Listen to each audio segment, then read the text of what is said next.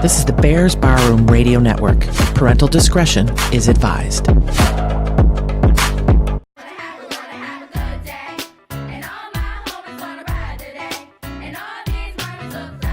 we go, Barflies. Welcome to the original Barfly Tailgate show. You already know it's done by Barflies, for Barflies, and all the other Bears fans out there. Well, that's a wrap on camp. The last day was today, and it was closed to the public. There was a couple things that came out with Nagy's presser afterwards. A couple of players talked, but he did kind of say that it was, a little sluggish today, and he's interested to get back up to Hallis Hall. We had a great showing this week, though, man. The great showing from the bar room, this whole preseason for Family Fest, for the preseason game, for camp, both, throughout the entirety of it. Just everybody was out there, man. We're going to break down some things that we saw while we were out there and our thoughts from the last couple of weeks and basically the road ahead.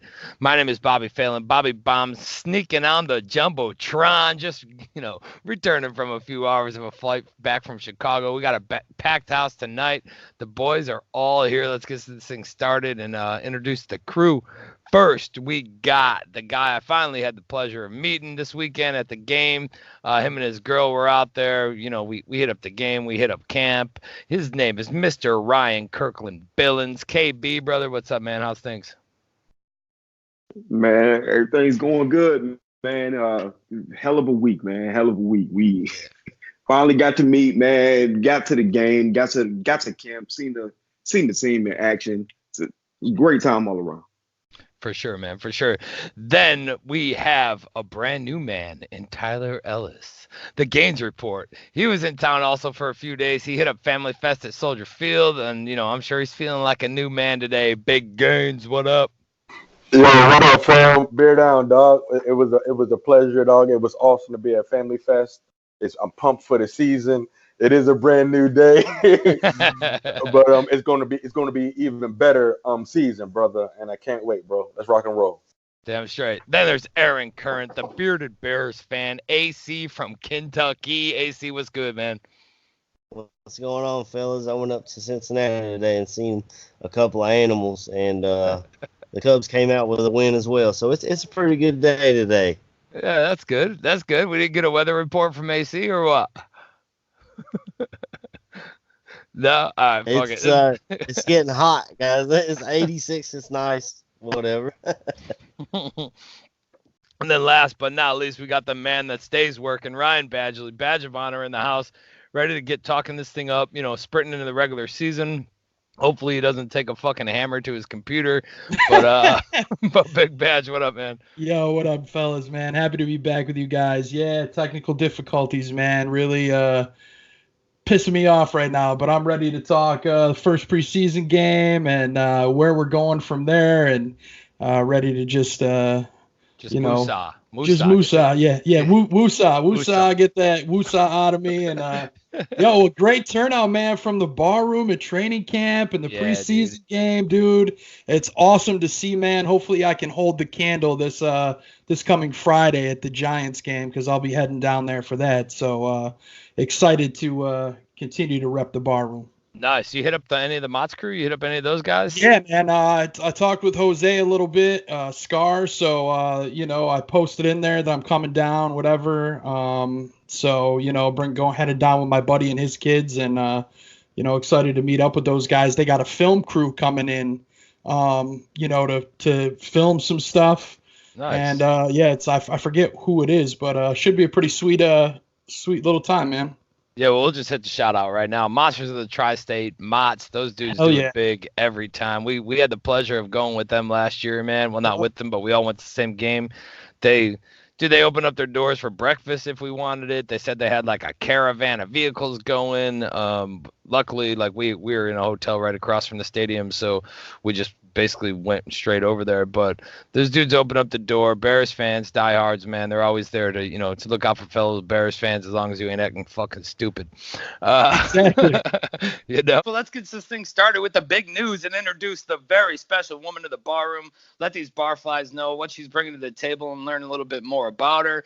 Badge, I'm gonna go ahead and let you hit this introduction and pass this thing over to you and take it away, man. And we're all standing by waiting for the announcement.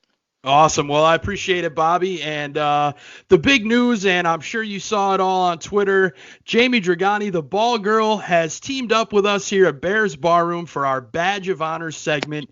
And for each Badge of Honor selected, she's going to be providing a football with their charitable foundation, their name, their number. And I'm sure you saw the Duke Shelley ball as he was our first Badge of Honor.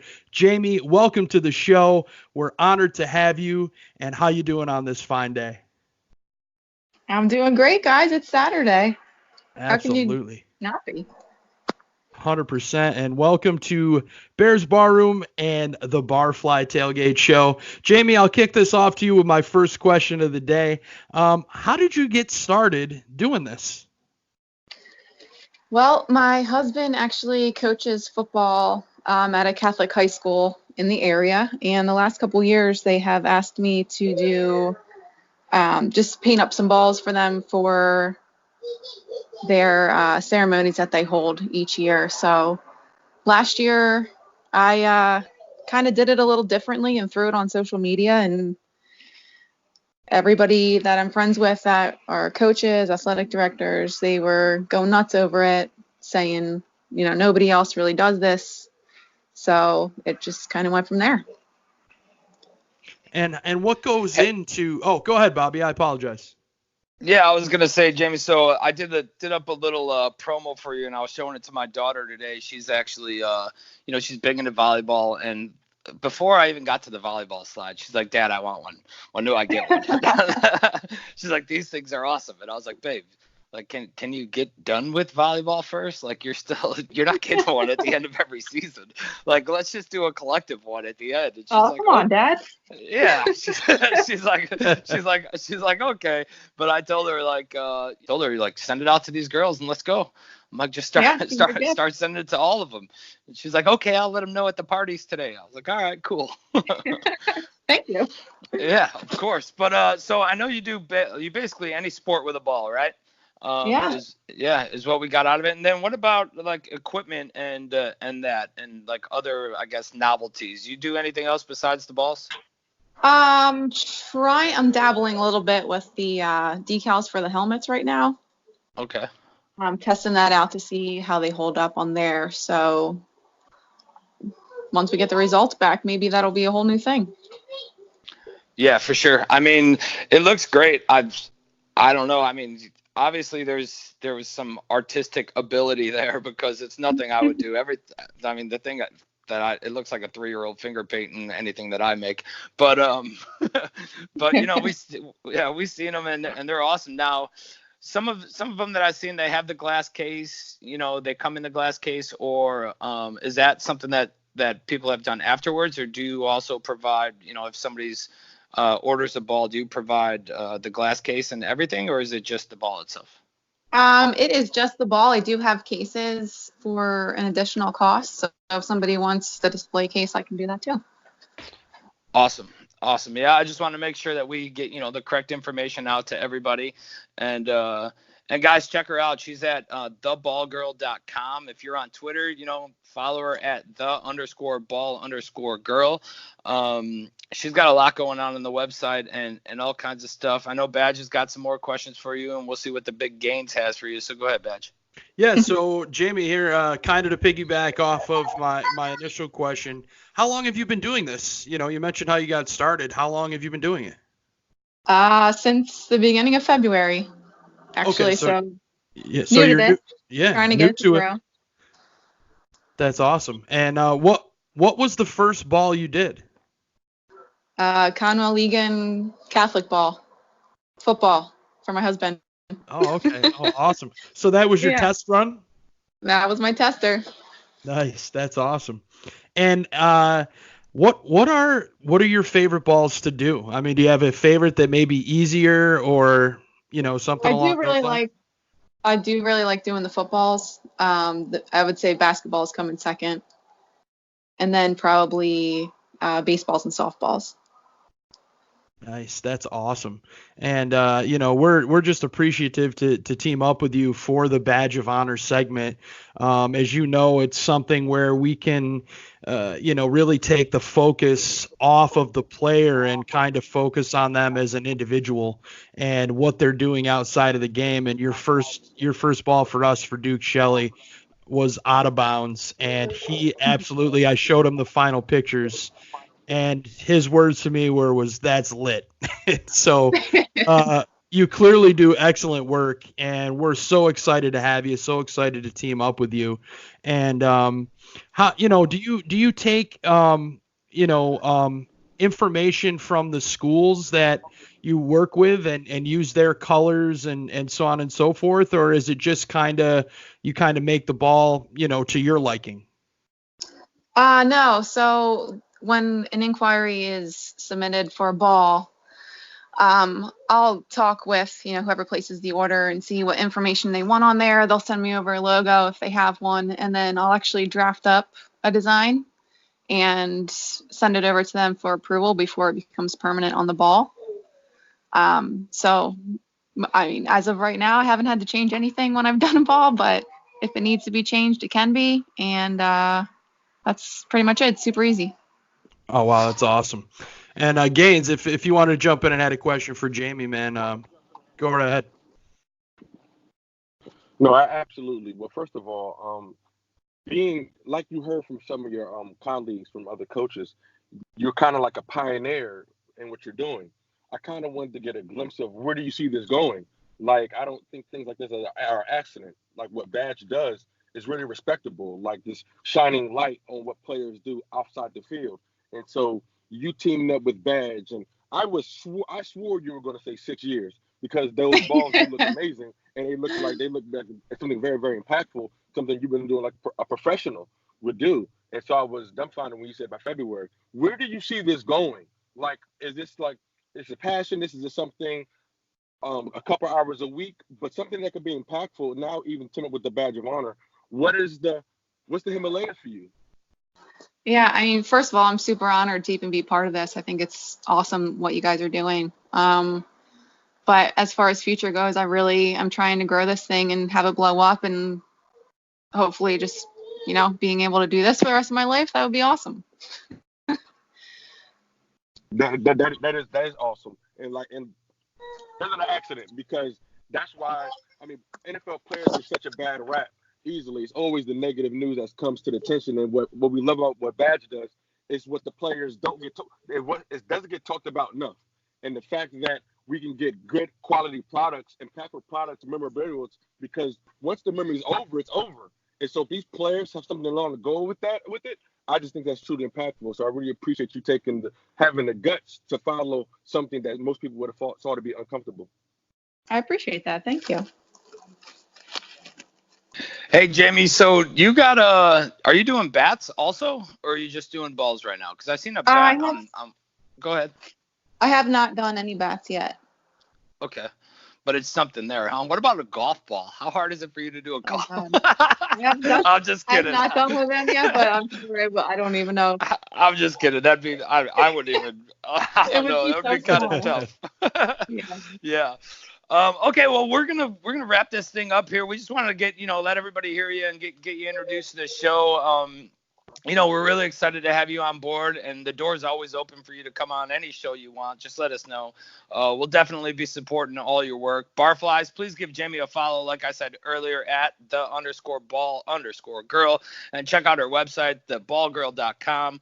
Jayme, thanks again. We appreciate everything you're doing. We're so excited to team up with you. And like Badge said, he's already shown the ball to Duke Shelley and Steven Denmark at the 100, and both of them are excited. And Denmark's asking how does he get his hands on one, and you're just opening up the door for a lot of things, I think, on all fronts. So thanks again. Thank you guys so much. I appreciate it. All right, thanks, Jayme. Take care. All right, let's get into this camp talk, man. Let's see. I mean, for those of us that rolled through there, KB, why don't you start this thing off, man? Explain like the atmosphere of just camp from Saturday, right? And then I'll kind of backtrack and go through the days prior because Saturday was just, well, I'll let you explain it, man. Go ahead, take it over. So this is my second time being down at camp just by itself, man. And when I came, I was under the impression of, oh my, this is how it's supposed to be all the time. Lines on top of lines, fans everywhere, stands being full all across the campus, man. And then you hear, yo, this is gonna break Jay Cutler's record for when he was first at camp for the people being out there. Yeah. Bro, the love that and the support of all the fans being out there just alone was crazy, man. You can just feel everybody knows something special is going on with this team. Everybody. You just being out there, it was like being at a game. And it's training camp. It was legit being at a game. Anywhere you look, fans are all up on each other just to see this team at a practice, man. You can't put everything into words, man. Just being out there, you know something special is going on. The team knows it, the fans know it, and shit. The media needs to understand that and jump on board. Yeah, man, it was ridiculous. I mean, we got there. I flew in last Sunday, right? Went to camp Monday and Tuesday. Wednesday they were off. Thursday they had the preseason game. Friday they were off, and then rolled back in Saturday. And Saturday at camp, like, they ended up opening gate 4, which they didn't have open any other day. And they moved everything over to field 3, so you had like the long walk in. And there was people on top of people on top of people. It was just ridiculous. Like the other days, the first couple days, there was like dudes maybe with like one row of camp chairs, like 1 or 2 rows of camp chairs, right? But everybody, you could walk right up to the fence, players standing there, you know, say what's up, whatever. I mean, when Sandlin and them were there with us, me and Sandlin's son literally walked right up to Bunting on the side, and I introduced myself, whatever. And, you know, Corbin took some pictures with him, and we had him sign some stuff. And it was like not free reign, but very easy to move about. But on Saturday, man, there was like 8 rows deep of camp chairs. Every bleacher was filled. Every like in between little sneak spot was filled. I mean, there was a ton of people out there. And you know, we had a great spot. We took the covered bleacher. We ended up sitting next to Moon Mullen up there. And he was great, just, you know, kind of conversating back and forth. And I don't know, man, the camp was it was on fire on Saturday. And we knew it would be, right, because everybody's off of work and it's not the weekday, and everybody's bringing their kids down there and that. But yeah, but I ended up going down there with my niece and one of her friends, and I knew they weren't going to watch practice, but just being there the days before, they stayed like running the obstacle courses and doing all the events for kids that were going on, and they watched a little bit. But I mean, don't get me wrong, you wouldn't expect your kids to sit there and watch the whole thing when they're little like that, but they were running amok, just going around, man. So I thought it was a great environment. The pro shop people were awesome. The first day we went down there, they didn't have any more autograph balls, right? And we were going to that autograph session, and I told the one girl what I was looking for, and she basically went to some truck and brought me in a ball out of the truck, and was like, here, we can give you this one. And they were just great all around, man. Everybody was there aiming to please. I don't think, you know, there's a couple little tricks in that people were getting in, you know, this way or that way, but all in all, man, it was nothing really crazy, and I think it was just great, man. If anybody has a chance to go next year, man, I mean, you're going to see obviously the 2019 Super Bowl champion Bears, but all in all, camp was solid, man. I liked it. I'm not a fan of standing in lines or waiting or doing shit like that. I don't have the patience for it. But it wasn't even like that. You kind of flowed right in, right out, and it was really good, man. We met up with Aldo over there, Trey Busy, Greg Braggs, Joe Mandel, Catherine, Joe's fiance, Catherine's brother, Joe's cousin. My sister-in-law came out with me. KB was obviously there. Chris Sandlin was there the one day with his son. I don't think I'm missing anybody. But I mean, all in all, man, just walking around meeting everybody else, all the other, the guys that are reporting on Bears and putting their stuff on Twitter and that, Dan DeYoung, and we met both the Adams. I mean, it was really it was a great weekend, and for any Bears fan, just to soak it all in, man. Shout out to right. Aldo and Greg, man, for killing it with the video, man. You killed it with video freaking as well, dude. Like, a lot of props to the barroom folks, man, putting stuff out, getting pictures. So us folks, that couldn't make it, man, could see what it was like, I mean, just an awesome job by everybody from Bears Barroom that had the opportunity to be there to really show us fans who couldn't be there what it was like. Awesome job. Thanks, brother. Yeah, I was just a young Padawan, man. Fucking Greg Bragg just, he just schooled me up, and he's like, whatever. I'm like, Greg, I want to move around, man. I'm not gonna wait here. I'm gonna be going over here and there. He's like, that's what I do. He's like, I'll show you some spots, and honestly, you know how Greg is, man. He's all for everybody, and whatever. But all right, so let's move on from this atmosphere thing and run into this defense. Defense in camp, right? Obviously in camp they take risks a lot more.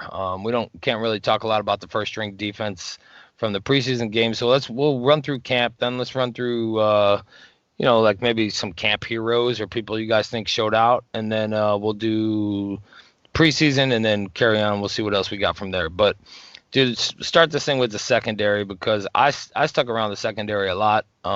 It's a position I played, but either way, those dudes are just exciting, Duck, Eddie, Prince. Prince was actually a stud in all of camp, I thought. Duke, Buster, MVP of camp right now. Bro. Yeah, man. Like Kyle Fuller. Like, there's so much depth in that secondary, man, and it's just ridiculous. I mean, these guys are out there and they're having fun doing it. You see, I posted one video where I forget who it was, but they missed their interception, and you hear Eddie kind of point at him, and he wasn't yelling, but I would say that he was being a little stern, right? And dude got down and started doing push-ups because he knew that he dropped the fucking ball. But AC, tell us what you see from this secondary, man. Like, with the amount of depth we got and all these pieces, man. Let us know, what do you think on the secondary? Well, you said Prince Amukamara is showing up. Prince Amukamara, because I don't know how to talk. He's finally showing up because he looks around and he sees all these young guys. He knows his job's on the line, man. Clifton Duck's out here balling out from everything that I've seen and heard. I mean, you thought Duke Shelley and Buster Screen was going to be neck and neck for that nickel corner, and Clifton Duck's just out here saying, hey, don't forget about me. And Michael Joseph was playing a hell of a game in the preseason game last week too. So there's a lot of bodies there, and everybody seems to be fighting for the job. And competition only makes us better. Yeah, definitely, man. But I mean, there's a lot of competition out there, but it seems like they're all having fun with it too. Like, everybody's there. There's no animosity or anything. None that's like easily on display. But I know, like, Duck had a couple picks. We had a good one of Duke picking off Tyler Bray. Prince he was picking him off all the time. But then again, Nagy did come out in the presser and said that, yeah, we tell him to force throws. And we talked about that on a previous show where he told him to force the throws and, take a chance every now and then. So in a game if you're going to be able to fit that pass in there or not. So, I mean, either way, people are talking like, hey, if they're getting picks, that's bad for the offense. No, it's not. You're going against the first defense. You know what I mean? And that's what we expect. Gaines, what'd you expect to see out of that, out of all the secondary and everybody? Bro, you know who needs some praise? Sherrick McManus, man. The dude is playing out of control. He's been such a special teams captain. We know my special teams captain, but I saw my man getting some good picks last Saturday. But he's jumping routes. He's catching ball at his highest point. I mean, you just talk about a guy leading by example. I mean, dudes are flying around. I mean, everybody's just like, that's what happens when we get guys of like great talent, like Eddie. Guys are trying to just meet that threshold. And so when we have our newest guy coming in there trying to reach that level of excellence, I mean, iron sharpens iron. And Yeah. it's really, really exciting to watch. And nobody wants to be that person to let anybody else down. I mean, one of the best parts about the weekend, and we can go into this later, but having a chance to chop it up with Garrett Payton, the unity on the team is real, bro. That's one of the things I asked them about. I said, "Is it real? Like it looks like a strong bond, and it is. Dudes are bigging each other up, even when it's not pretty. The stuff that's behind the scenes is really, really cool. Like we just don't have that turmoil. We don't have that teaspoon of oil. And you know what I'm talking about. And so the dudes are feeding off each other. Dudes are trying to get better.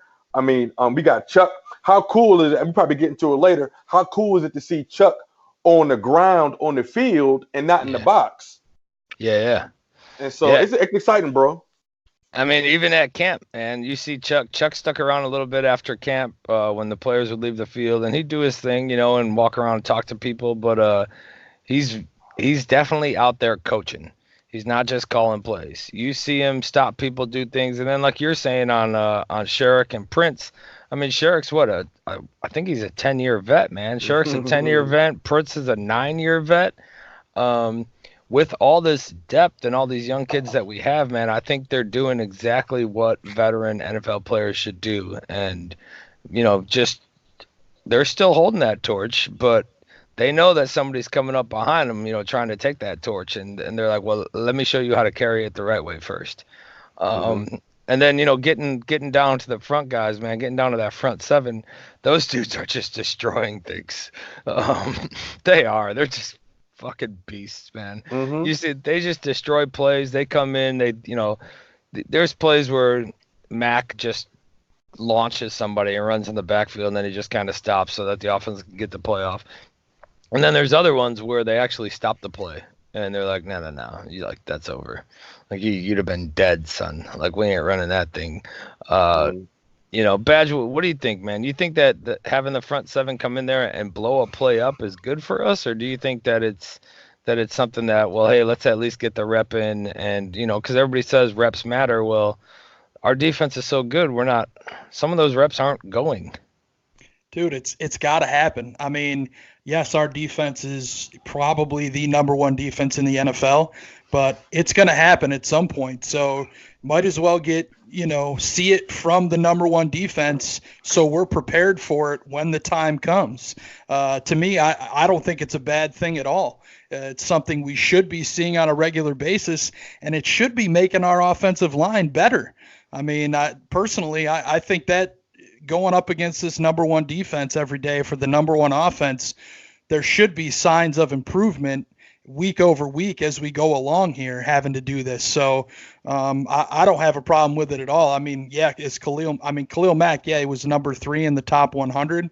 I don't care what anybody says. Dude's about to be number 1 because I know he's ready to show the NFL what he is. That you've seen glimpses.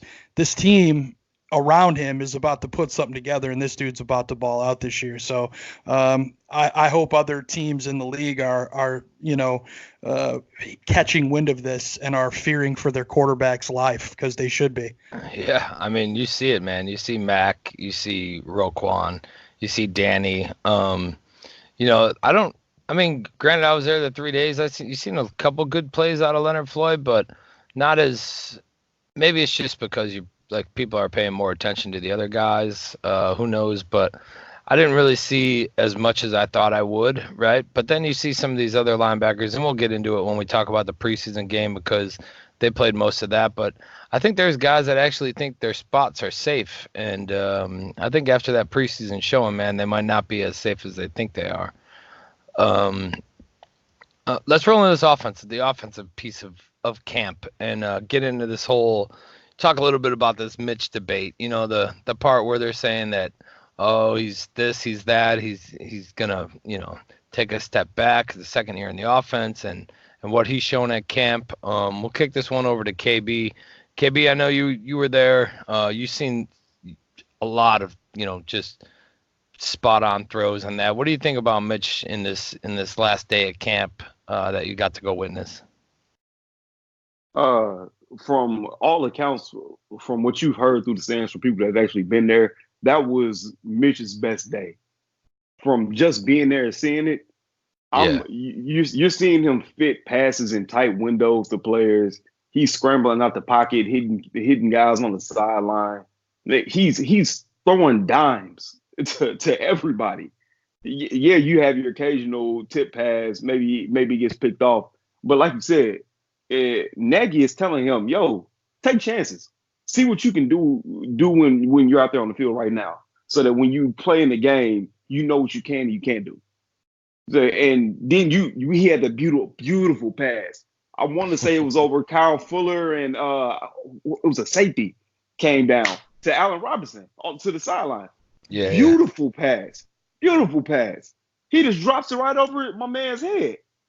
But you don't hear about those plays being made because they have to put in there and they're foul. Mitch looked good in the training camp practice we were at, man. That's all that needs to be said. I believe he's going to take steps because he knows what this offense is, and I believe he's going to look good. Yeah, I mean, I think he looked good too. And granted, maybe it's just nitpicking, but I know me, you, and Greg talked about it a little bit up there in the bleachers that day. But the only thing that I seen that was kind of bothering me was there's a lot of double pumps from both.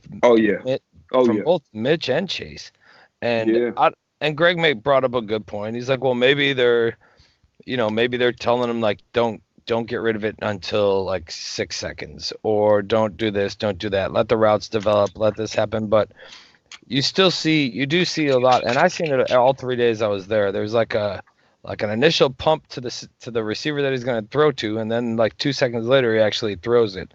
And I honestly, in the game of the NFL, that's not good for anybody. I'm praying that's not a habit. Yeah, that's what I'm hoping, that he doesn't create a habit out of it. Because I mean, if you do an initial pump to the receiver that you're gonna throw to, especially the receiver you're gonna throw to, people are already moving, man. It's not like he's pumping to somebody else; he's pumping to the receiver that he's throwing to. But we got to keep in mind, this is the time to do that. The one thing that they're not doing, we're not game planning for these defenses. Mitch just talked about it. So right now, like you just said, Bobby, coach said run the plays out. This is where he can identify where those hot routes are going to be week 3 and week 4. So you just got to see he's getting a look at what the best defense in the league does. There's no other defense in the league that's going to do what we do. So at least he can just see how these wide receivers are going to run their routes when he pumps. This is the time to do that. Get it done. Make all the mistakes you want, bro. Because this is the time to wash it out, because it's going to be a high level come September 5. Yeah, for sure. Yeah, see, I know what we had noticed after. My bad, Bobby. But what I was saying, what I know that we had noticed after we had first initially spoke on it, was like, yo, he's doing a lot of that, and then Eric is going through like, yeah, maybe it's just because it's a walkthrough and going down the whole list. But then we started going to some of the live drills. And then you notice him back in the pocket, and he kind of does that pump and pulls it down real quick. And you know what I'm saying? Me and Bobby both staring at him like, yo, he's still doing it. Is like, what is it?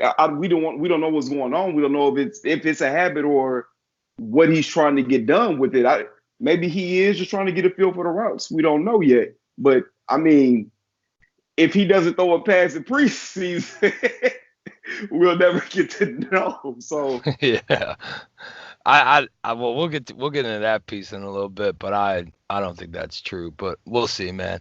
I mean, I know it's back and forth on Mitch, and you really ain't gonna know till game time. Practice is practice, and that's that. It's just some habits that you see happen before every play, or before every pass that becomes a little concerning. Badge, what did you see on these running backs? I know you caught some of the videos and that. Granted, camp isn't always like you don't see a lot of running plays. I mean, you do from time to time, but it's majority passing and 7-on-7 deals. Of course, Montgomery flashing. But what did you see in camp out of these running backs, man? I mean, I think we've got a really good set of backs, man. I mean, you look at Cohen. We know what we have in Tariq. Mike Davis coming in, big back, kind of I don't want to say a power guy because he's not even quite as big as David Montgomery, but just in what I've seen, pass catcher, runs well, stays upright. Montgomery, I mean, seeing what I've seen of him, the kid's going to be a star in this league, man. There's no doubt in my mind. He's a do-it-all back, can catch the ball out of the backfield, can bounce off tackles, can shove guys off of him, pick up the pass rush. I love me some Ryan Nall. I thought Ryan Nall really, follow him on Instagram. He puts the work. He's showing you the work he's putting in the offseason, and it's really translated to his game on the field, I think, personally. And then Careth White, man. I mean, Careth White really impressed me the other night. I thought he played really well in the preseason game. Wasn't sure what to expect. You got a guy coming in, 7th-round pick, but the money man nailed it, dude. I definitely see a roster spot on this team for this guy. And, he's somebody I think that can be an impact player right away for this team. So I really like our running back room. And it's going to be tough, man, to figure out how many of these guys we keep. Are we going to keep Nall and have him play fullback, or, it'll be an interesting situation to see what the coaches do, come the end of the preseason, now that they don't do cuts until after the last preseason game. Yeah, definitely, man. I mean, the thing that really kind of threw me off, right? Because I was thinking Nall would probably be gone, right? You keep the other three. White ends up, maybe practice squad, maybe coming kind of like Wims did last year, but sure, not really utilized, and then he's dressed, then he's not dressed, that type of deal. But then they started putting, I mean, we'll get to it in the preseason game talk, but they started putting Mizell in the backfield at the end of the preseason game. And if you want to get somebody reps, why the hell is he in there? You already moved him to wide receiver. Like, if it's all about reps and it's about people seeing things, you put your rookie in there and let him get a look and let him get a feel for everything, and take Mizell out of there. I didn't get the Mizell reps either. I don't know what the fascination is with Taekwon Mizell. Coming into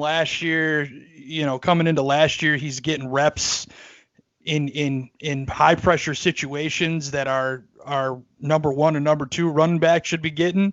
Like, I just don't understand, what the purpose of Taekwon Mizell is. They moved him a receiver. I saw him in the game the other night as a receiver. Has he stood out in camp at all to you guys as a receiver? No, the dude can move. The dude can move. I said last night, hey Ryan, remember at Family Fest? Hey, that dude is slick. That dude, he can make people miss. I didn't realize it. I didn't realize it until last week when I saw it live. But he caught a couple balls. He can make people miss. I was like, wait a second. Okay, now I see. I see why they keep trying something. KB, what'd you think? I was gonna say, man, if you look at the end of that game, because when I was sitting next to Bobby, I sat there and we both noticed it. It was like, bro, why is he in? You know what I'm saying? Because I'm like, bro, this is a kind of situation that you would keep Careth White in, and you can see we can try to get down the field quick and at least try to go for a field goal. But it also lends to what Bat is saying. Maybe there is something to that roster spot thing. I'm gonna get into that in a second. But as far as Brazil, he takes a handoff and makes like 3 dudes miss on a damn run. I'm sitting there looking like, what? Where was this last year? How's he doing this?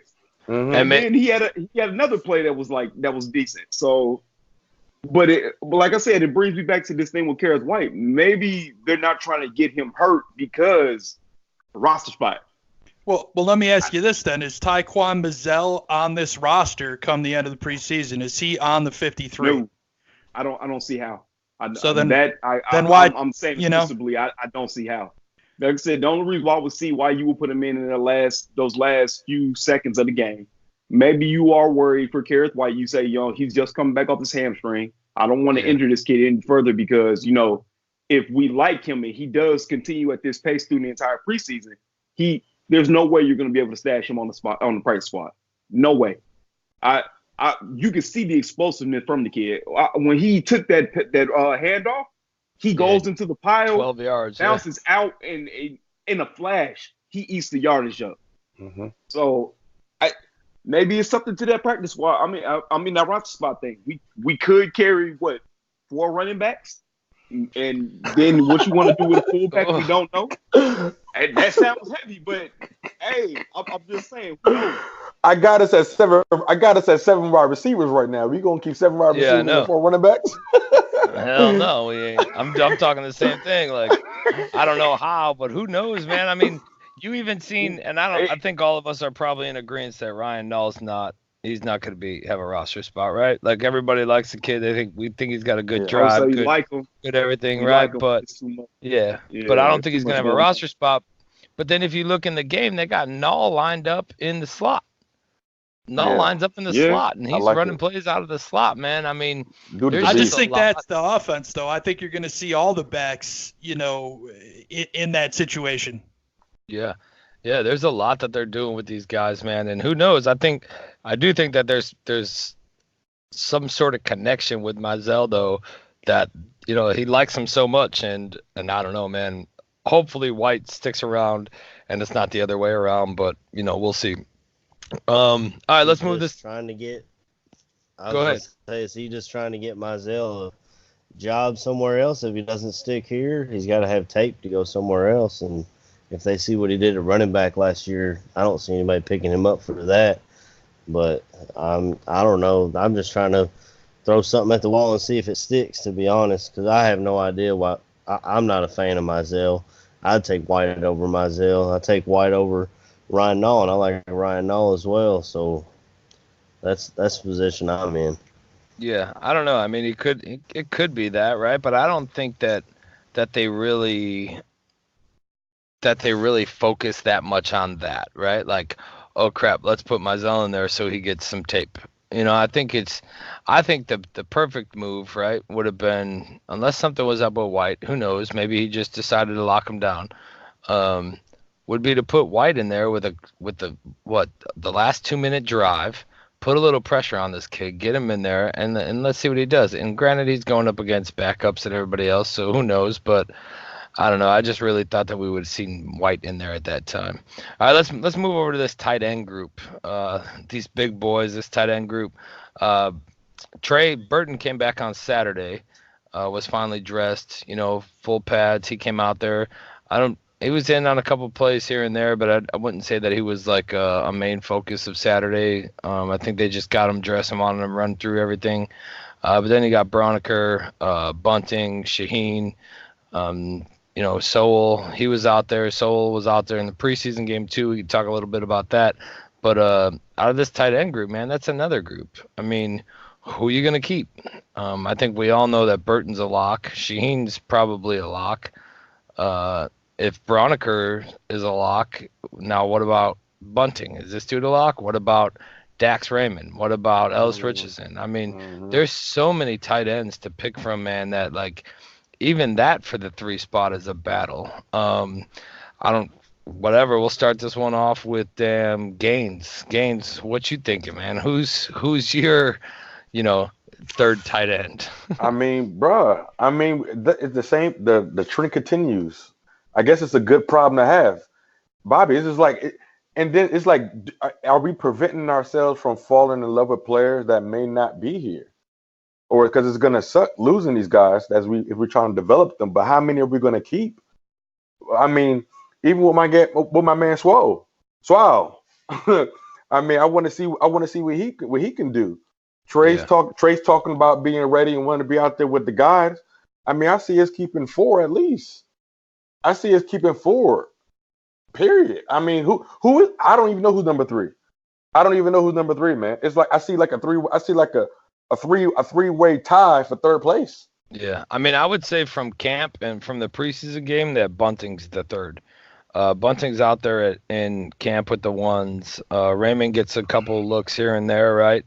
Yeah. Ellis does every now and then, but Bunting was nice, man. He caught the ball. It was a great smooth. He got north real quick. I like that. Yeah. I mean, I like that. He had that ball, that throw was kind of off to me. That was a little bit too close. But he saw the ball in. He turned upfield. I'm all about that life. Yeah. And so definitely number 3, man. But it's just like, yeah, bro. I mean, maybe I'm biased because I told you guys weeks ago that he was my pick to make the roster. So maybe we passed this one off. Go ahead. It's not biased, man. It's not being biased, man, because after everything I've seen, right now he's above Bradley Sowell to me, man. No question about it. I mean, you look at what he's done in camp, you look at what he did in the game the other night, which we'll get to a little bit later on. He, to me, is undoubtedly the 3. Yes, he did have a fumble the other night.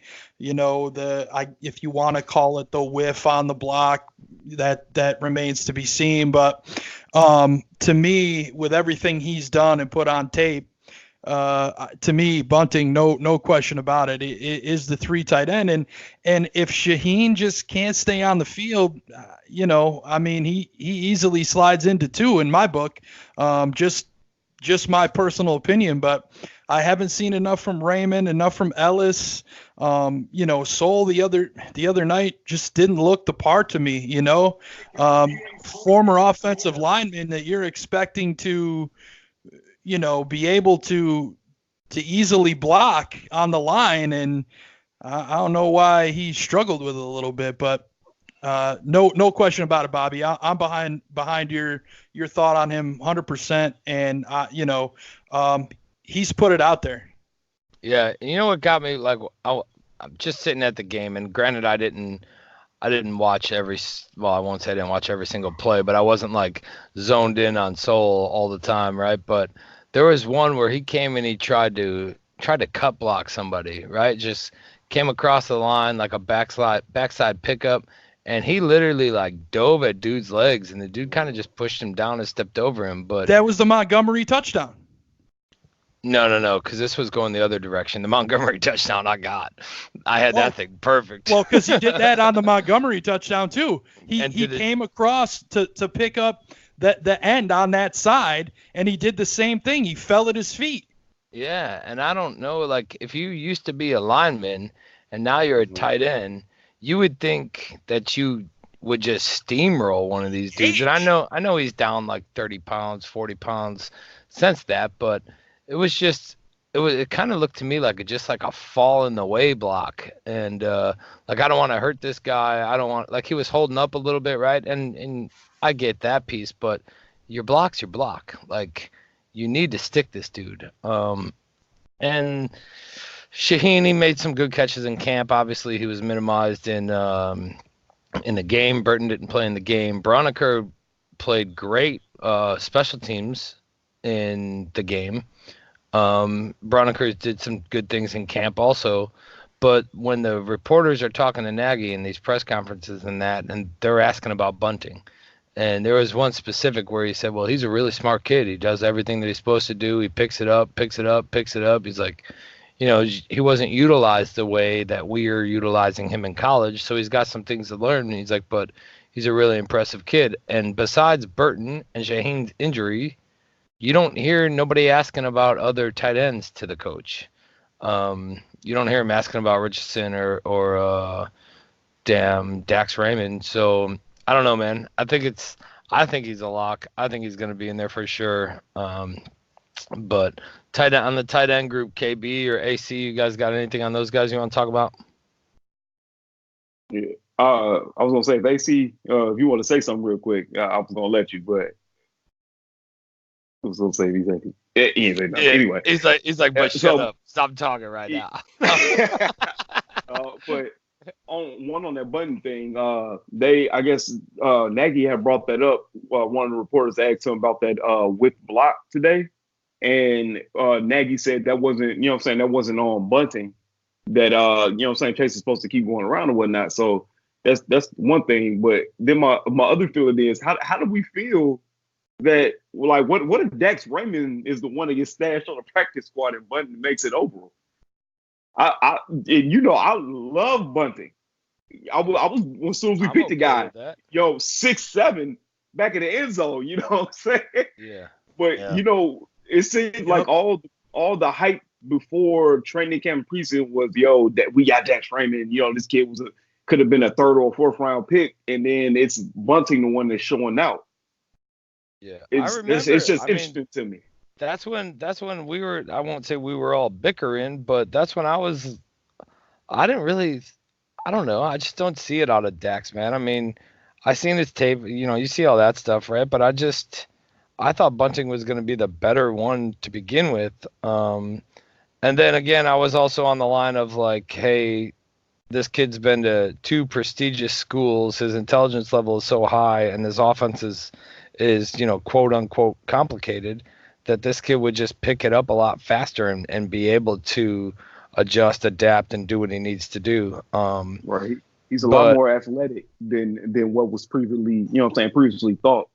Yeah, and don't get me wrong, like we won't, and we'll talk about the preseason game, and yeah, that block, Nagy did come out today and say that it was supposed to be a naked, and that Bunting was in a perfect spot. He was right where he needed to be, but Chase stopped running, and the linebacker just cut it up and sacked him.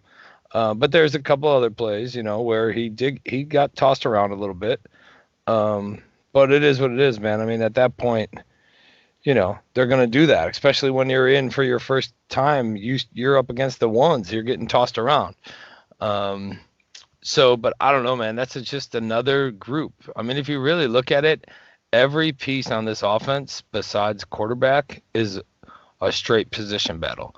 You got running backs. You got offensive linemen. Mustafa and Bars came in. They played good.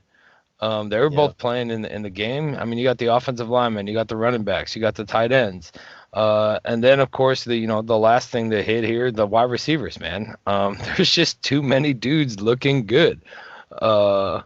Miller, of course, on Saturday. I know you guys know, but Miller rolled his ankle on Saturday when he was 1-on-1 up against Fuller. Little 1-on-1 drill, and he came down, rolled his ankle a bit. Nagy said today that it's nothing too concerning, and that he'll be ready to play come the game against Green Bay, which probably means that he's done for the rest of the season, of course. But I mean, like Gaines was saying earlier, he thinks we're carrying 7. I think we're carrying 7. I mean, who do you get rid of in this piece? And watching these dudes do these 1-on-1s and running these routes in camp and then transferring to the game, like Taekwon Mizzell, bye-bye. Sorry. No, you're good, man. Go ahead. I mean, look at Robinson and Trubisky. They look freaking awesome. Dude. True to Gabriel, especially on Saturday. True to Wims. I mean, Patterson looks like a fucking bus. Like, dude, in our mind, I mean, we talked about this, I believe, with Shane and Phil on 100 Proof 2 weeks ago. With Gabriel, we're all talking like, hey man, this guy might be a cap decision and whatnot, and seeing what he's done at camp, it's like, I don't think he's going to be a camp casualty, because I mean he's kind of balling out right now. You know what I'm saying? Like, not so much this year, more so next year. I don't want to make it seem like we're talking this year, but I mean, to me, to make this decision, Mizzell, you're gone. Tanner Gentry, you're gone. To me, there's some guys that we could put on the practice squad, like a Thomas Ives, Joe Walker. He's kind of a guy I think Nagy brought in because he's from Delaware. I don't know if he'll make the practice squad, but he could be a guy that's gone. But to me, you look at your wide receiver group, and you've got Robinson, Gabriel, Miller, Javon Wims, Riley Ridley, Cordero Patterson, and I don't know. I mean, Marvin Hall. Yeah. I mean, I would have to say Marvin Hall. I mean, thinking back to the game, Tyler Bray, who, I mean, Shane said it the other night when they were live. He's got no chance in the NFL ever. He puts that ball out in front of Hall as soon as he makes that break and the corner passes him off. That's a sure touchdown, man. And that is the only throw I have a problem with Bray, but we'll get into that a little bit later. I want to touch on that. But to me, it's those 7, and hopefully we're able to stash some of these guys on the practice squad, man, because there's a lot of talent there. So, I mean, I totally agree with you, man. I mean, those 7 are my 7. I see Gaines all smiling and shaking his head when you were naming them, so I'm sure they're his 7 too. But so then look at it this way, right? What if some of these dudes just become trade baits? Or what if we're just, I mean, because obviously you want to build your team for depth, right? Ryan Pace has done an awesome, just straight outstanding job building this team for depth.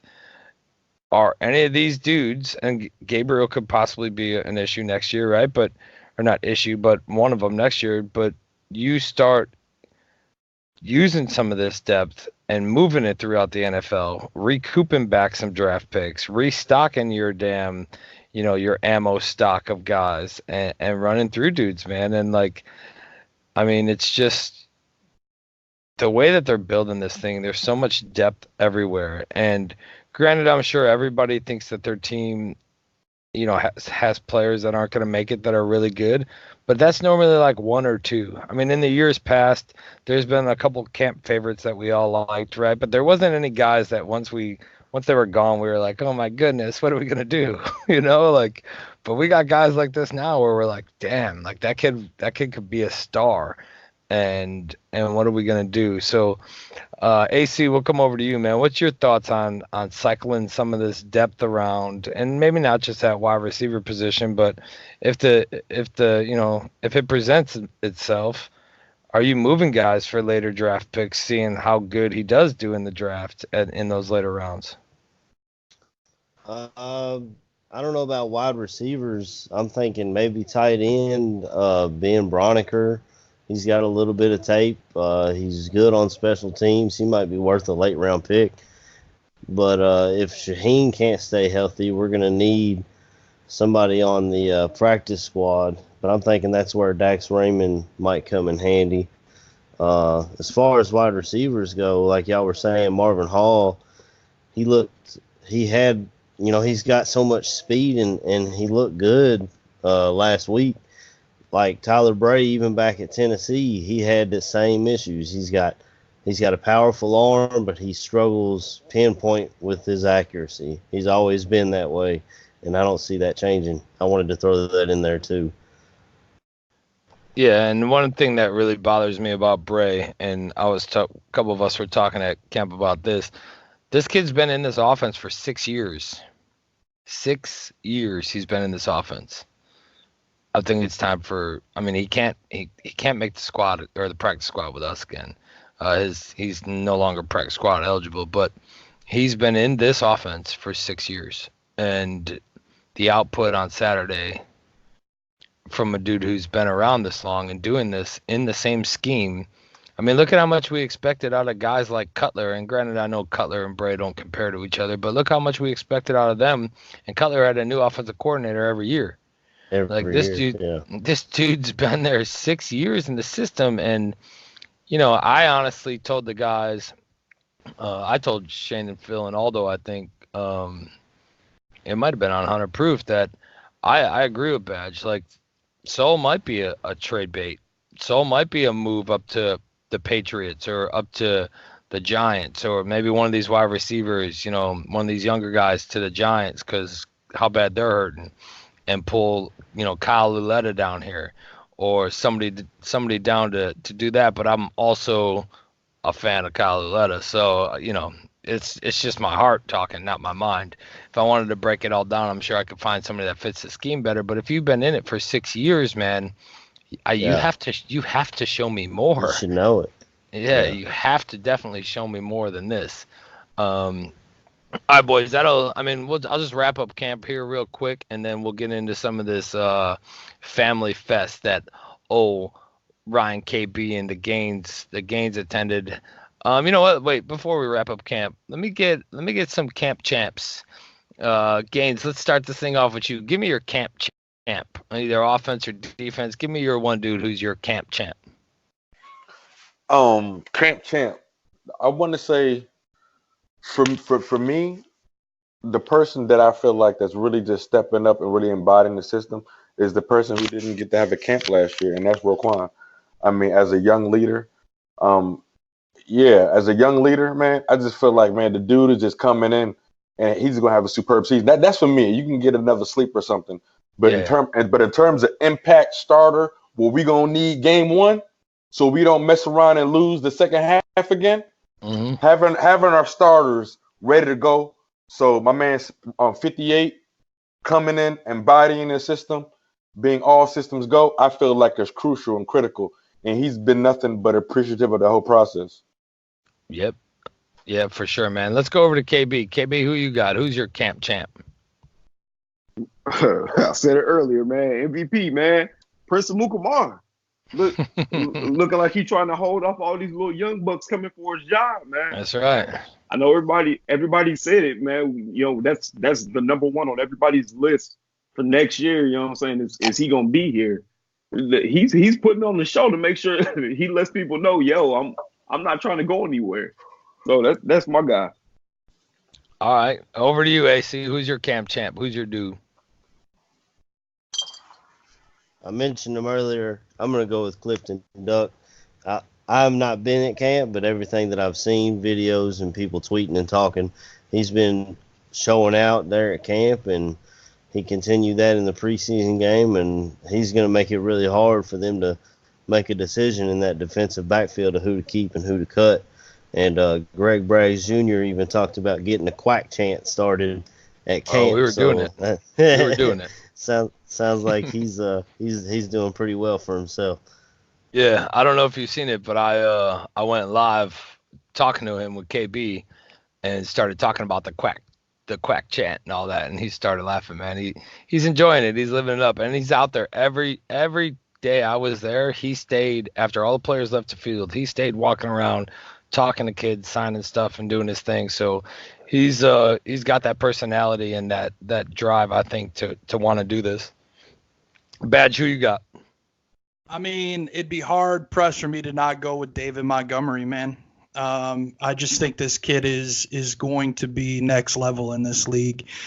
People talk about Saquon Barkley with the New York Giants, and I definitely think this kid has that potential. I know some players have talked about him.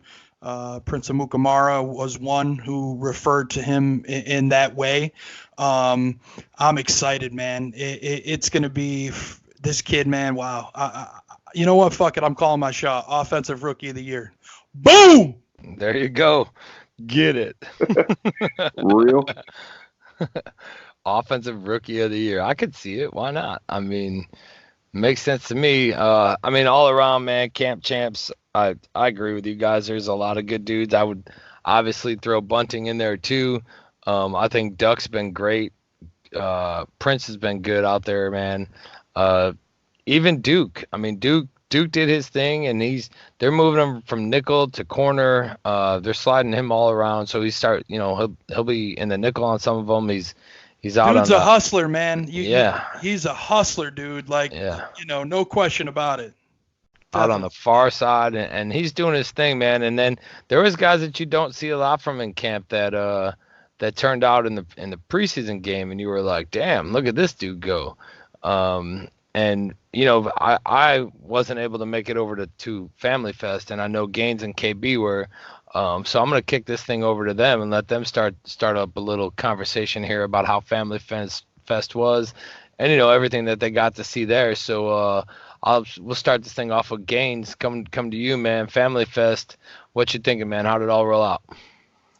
Bro, it was beautiful. I mean, it was awesome. Beautiful in terms of just like, first of all, 9,000 Bears fans there, KB? I mean, it was dope.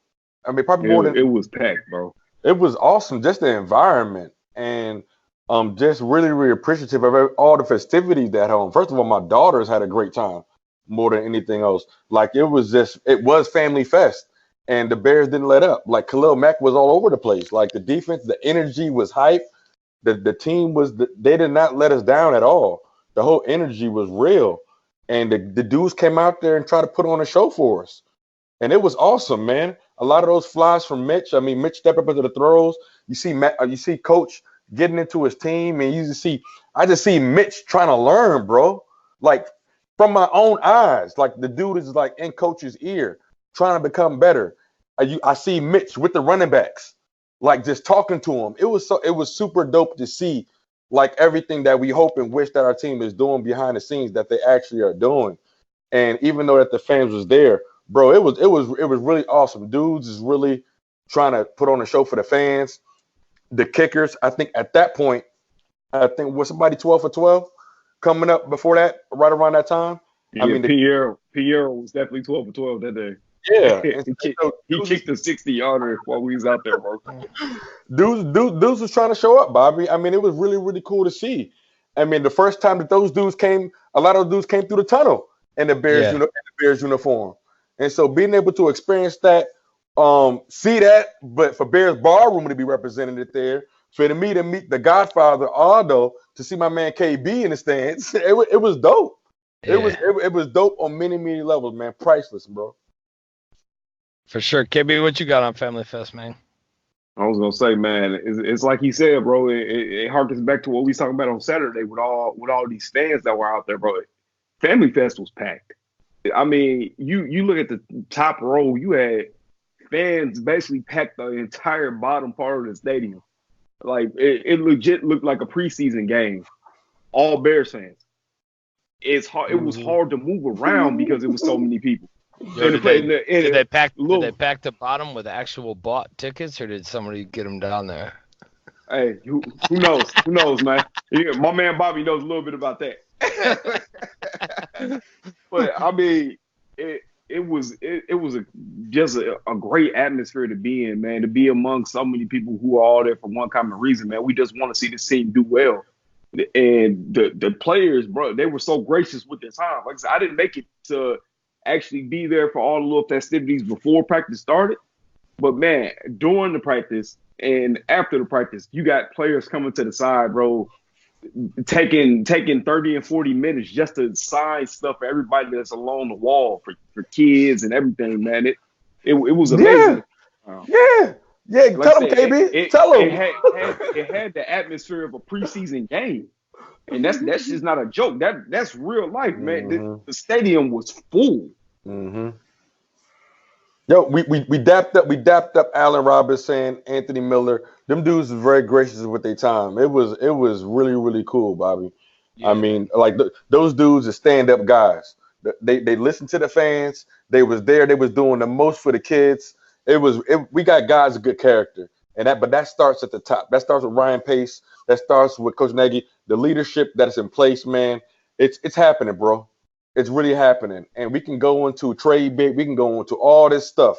But at the end of the day, 2019, dog, we got something special coming, bro. And we're going to punch these cheeseheads in the face on September 5th. And we're going to make up for last year. But forget about the future. This year right now. The team that we got, the type of players that we got, the focus, the unity, what's happening. These dudes, Khalil Mack, we got our stars like putting blood, sweat, and tears to lead by example. You see what I'm saying? Allen Robinson showed up last year when it mattered most in the playoffs. You see what I'm saying? Like, you got idiot reporters talking crap, calling in them, but the fact of the matter is Mitch is dialed in trying to get better. But it's just like we got something special coming, Bobby. And Family Festival, it felt like a game. It felt like a game just walking to the stadium. That's how many Bears fans it was out there. Yes, and it's sir. awesome. Yes, sir. Dude, yeah, and the players feel it too, man. Like, it makes them want to stay out there longer. I mean, you've seen numerous players talk about it this last 2 weeks about like the fan interaction and the fans just, the be obsessed. The fans are just crazy, man. Like, doing their thing. Everybody wants to be out there. Everybody wants to be part of this movement, this 2019 Bears team, man. And it's really something special, man. And and then you roll into the preseason game. I thought the place was packed. We got in there. Gates opened at 5. I think we got in there about 5:15, 5:30. And everybody's just walking around. Damn, I bumped into McCaskey in the mezzanine. He's just walking around the mezzanine, like saying what's up to people. Hell yeah. Yeah, KB bumped into him too. He's just like, you wouldn't have years past, man. He was hiding. Dude wasn't out showing his face. He wasn't coming down there. Right. He wasn't living the happiness that he is right now with this team. And he's literally out just seeing fans and shaking hands, kissing babies. I mean, honestly, when I seen him, I'm not trying to talk dude up or anything because whatever, but when I seen him, he was helping some dude in a wheelchair over to where the elevators were. And I just kind of shook his hand real quick, said hello, and I wasn't gonna, can I get a picture? Because the dude was busy, he was doing something. But then I seen him later on, like walking, and then KB's like, "Oh yeah, I just seen him too. Like I just took a picture with him. He's just walking around, high fiving people and shaking hands. I Hey, mean, he you did don't." that, Right, just walking around, bro. Last year in Cincinnati, in the game I went to, he was walking around with the fans. Yeah, it's just crazy that years past, man, before Nagy, before all this John Fox era, he wasn't out and about. He was like, nah, Yeah. because he knows how Chicago is and how these people are bred. If something's fucked up, they're gonna say it. They're gonna ask you. They're gonna put you on the spot. And he didn't want Yeah. any of that, man. He didn't want any of that to be any part of it, man. But the whole preseason game, granted, ultimately it's a loss, but who gives a shit? It's preseason, really doesn't matter. We could start this thing off with, let's just start from the obvious, right? Mitch comes out for a series, three handoffs and goes. Beautiful know. handoffs. Yeah, I know. Textbook. Granted, they were pinned deep, right? They were pinned deep because of the punt. I think if they were out a little further, I think we would have seen a pass. But they're pinned deep because of the punt. There's a couple shit blocks on those run plays that I seen. But either way, man, I don't know. I know Aldo had posted a question from the Barroom account yesterday, I think, and Dan Weirder had asked a question to Nagy about would you be comfortable if Mitch doesn't throw a pass before September 5th, in a preseason game. What do you expect him to say? Do you expect him to say no, that he wouldn't be comfortable? Like, come on. He's not going to say no. He's not going to say, no, I wouldn't be comfortable with that. He's going to say yes. Like, yeah, I'm comfortable if he doesn't do it. Does that mean he's not going to throw a pass? I don't think so. I think we're going to see him. I think Badge is actually going to get to see him next week in New York. Game 3, I don't think we'll really see him. And then game 4 is normally that game where you figure out who's making the roster, final cuts in that. But I think we're going to see at least a drive or two next week and then go from there. But preseason game as a whole, we can talk about the offense under Chase and just run it up from there. So Bat just posted his picture of him and McCaskey in our little chat. That was in the bad years, though. Yeah, he was in the Fox years. And look at him, he's got a hoodie on. Shut up. No, I'm kidding. But what about you, Badge? What did you take from this game and the offense running under Chase? Do you think he looked better than he has, previous, or what do you think about this offense under Chase? And is Chase suitable for a game or two this season? I mean, I think he's suitable. To me, I think it's behind him where I have the bigger question. Obviously we've touched on Brad. I think Chase runs the offense very well. It's funny to say this because he's been in the league so long, but he doesn't really have a ton of game experience under his belt other than preseason and I think he had one start prior to him starting the 2 games this past year. But to me, it's behind Chase. Tyler Bray, and these 3 throws in my mind stick out to me was the throw to Marvin Hall, which we already touched on. And then the Bears are in the red zone with a chance here to really put 6 on the board. Yep. And his first pass that I believe was intended for Dax Raymond, he threw it behind him, where if he sticks it in front of him, it's an easy 6. And then on the next play, they tried to go to Ian Bunting, who's, Gaby said it earlier, he's 6'7", and he throws it to a guy that's 5'10". Put the goddamn ball in the air. Let the big fella go up and get it, for Christ's sake. Tyler, you're 6-something tall, too. You got a big motherfucker right there. Put it up for him. Let him go get it. Yeah. And that's 6, man. Like, that to me is my biggest thing. And I know Shane and Phil touched on it, the other night on 100 Proof Live.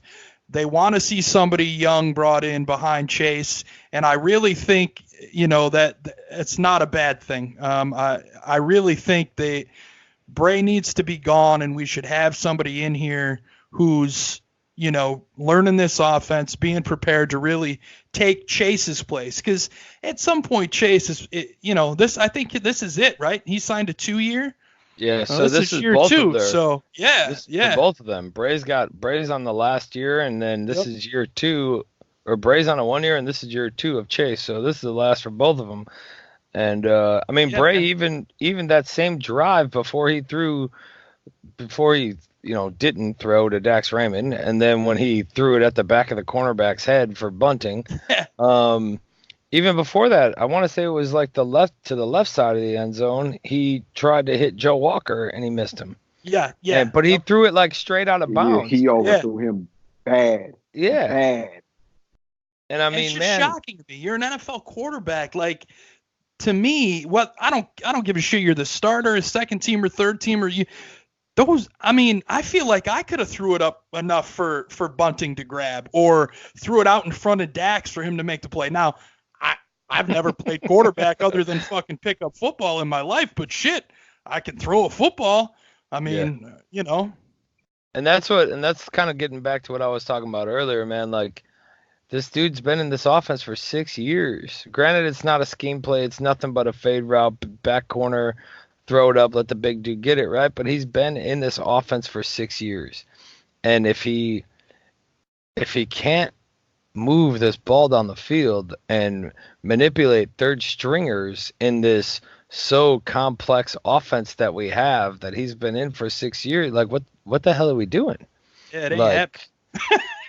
I just don't get it, man. It's just it bothers me. I mean, there's a lot of big misplays. Like you said, the one to Hall. I know Chase took a shot earlier in the game too, but at least it was there or in the vicinity. Now Hall was draped all over, and I think it was just a kind of, let's just open up this field a little bit. But yeah, I agree, man. I think Chase looks solid. I think Chase, I think after he got sacked, trying to think of who sacked him. But then the very next play was when he was supposed to be rolling and he wasn't, and he got sacked again. Oh, no, it was a pass. He threw it off that dude's hands. It was Burns on both. Yeah. Yeah, it was Burns on both. And, there's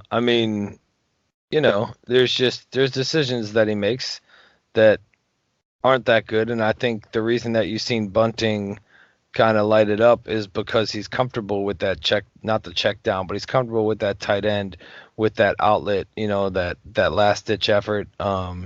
Even on the one swing pass to Montgomery, he didn't even try to set it up as anything else. He looked at dude for like 10 seconds before he even threw the ball over there. But yeah, I agree, man.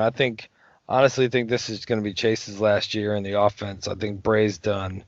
But I really think that there should have been somebody here that's getting prepped and prepared to take this thing over, or at least get into it, right? And know what they're doing, not so much take it over, but be a willing, able body to step in for Mitch if they needed to. And to that point, Bobby, is okay, so they go, you don't have the next person in here, so now you're looking to other teams who have quarterbacks that have played in this offense to try to grab one of their veterans that's behind a Mahomes, a Wentz, right, something along those lines. Yeah. Yeah. See, I was gonna say, I know at one point I sent a tweet out, was like, "Yo, I'm tired of seeing Daniels in this offense." Like, at that point, I tweeted out, "Yo, put Bray in. Let's see what the kids got." But then I immediately regret those tweets because I then see what Bray does. And I'm right along the lines, I feel like we kind of dropped the ball with the kid from Buffalo. Yeah. You know what I'm saying? Tyree Jackson. He's 6'7", athletic as hell. He fits the same type of mold as a Trubisky. He's just a bigger kid. And he was an undrafted free agent. I would have loved to see you get that type of kid in, because you look at him, he's not too much bigger than fucking Bray. You could have had him sitting here and learn the offense, and he's currently listed on the Bills depth chart as the third quarterback. Yeah. So, and that's why it's the same reason I was looking at Luletta, because I think he fits the he's system. Number 3. Yeah. Yep. He's number 3 because the Giants took a reach, but whatever. In their mind, he's number 3, and I'm okay with that. Penalties. Another thing in the game that I thought that killed us was penalties, man. There was a lot of penalties. I want to say Chase talked about it today too. There's a lot of penalties, but I mean it's preseason, and that's what you get. You got guys and it's gonna happen. As long as they clean that up, I don't really see it being that big of a deal. There was a couple that we took some big penalties, and then we turned around the next play, and it showed us that Montgomery can take that run and bust it open to the right and still get a first down, and you know what I mean, and like get the needed yards and drive and dig when they have to. Now let's move over to this defense, man. I honestly think that the defense, it looks sloppy. It looked a little sloppy at times. Specifically, like we were saying earlier, we said we were going to bring them back up, but Kwiatkowski and Fitz. Dude, there was some just calls or not calls, but Kwiatkowski he still can't cover. From last year's Packer game, first game of the season, that dude still can't cover. There's like, when they say zone, he goes like into a zone. This bitch just loses his mind and he has no fucking clue where he's going, man. And they could have picked him apart all game if they wanted to. If he was still in there, they would have picked him apart the whole game. He was in a zone defense. It was in the first quarter sometime. I forget when. KB, you weren't down there with me yet. You had come down like right after that. But the dude was like backpedaling with our safety, like way back there. There was like fucking 14 yards in between him. And I'm like, where the hell is he going? What's happening? Pursues after that.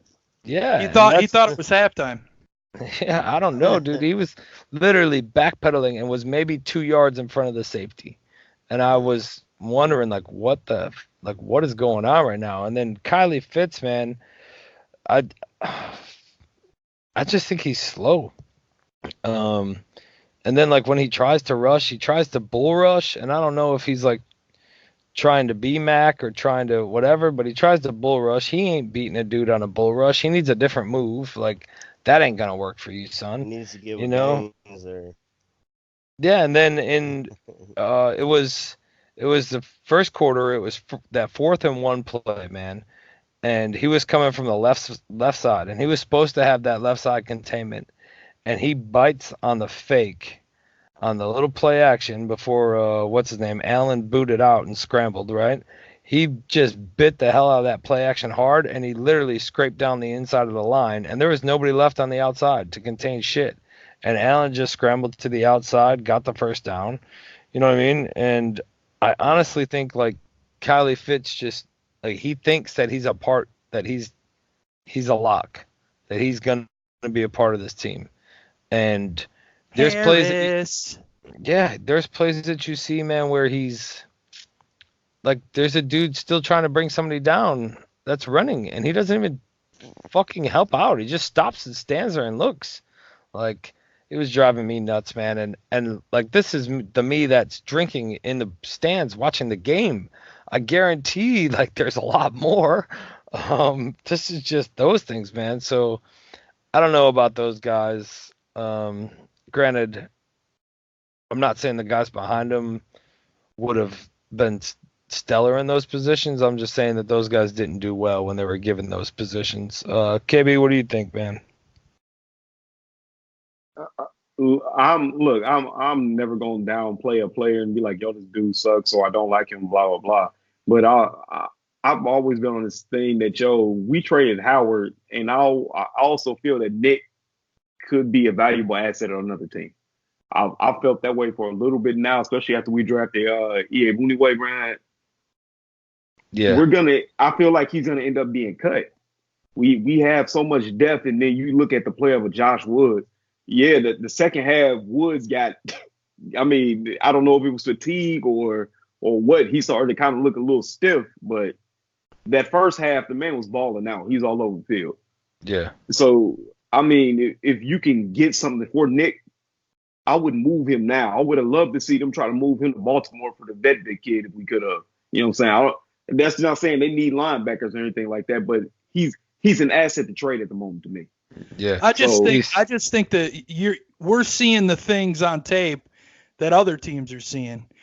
You know, yeah. He's good against the run, but against the pass, he's a liability. So when do you put him on the field, in all honesty? You know what I mean? Like, first and second down, and See, but you I gotta don't know that you can have a follow blitz. that. You know, I mean, this Shit, is you such know a what I'm saying? passing league. Like, Yeah, that's not the way it's built. yeah, Yeah, it's not to take He a might shot be at one of Nick, those man. You know what I'm saying? guys.